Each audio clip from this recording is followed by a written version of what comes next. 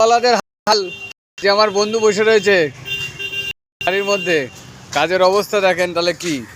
কাজের অবস্থা খুবই খারাপ। চাউমিনের দোকানে সব কিছু, খাবারের দোকানের দাম বাড়ছে সব কিছু, কিন্তু আমাদের টোটোওয়ালাদের ভাড়া বাড়ছে না। 10 টাকারটা 12 টাকা হচ্ছে না, উল্টো 10 টাকারটা 8 টাকা হয়ে যাচ্ছে। 15 টাকার ভাড়া 10 টাকা হয়ে যাচ্ছে। খুবই সমস্যা টোটোওয়ালাদের।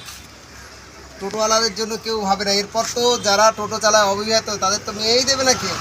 যদি প্রেম করতে পারে তাহলেই পাবে, নালে কিন্তু আর মেয়ে পাবে না টোটোওয়ালারা। ভাগ্যিস আমরা বিয়ে করে ফেলেছিলাম।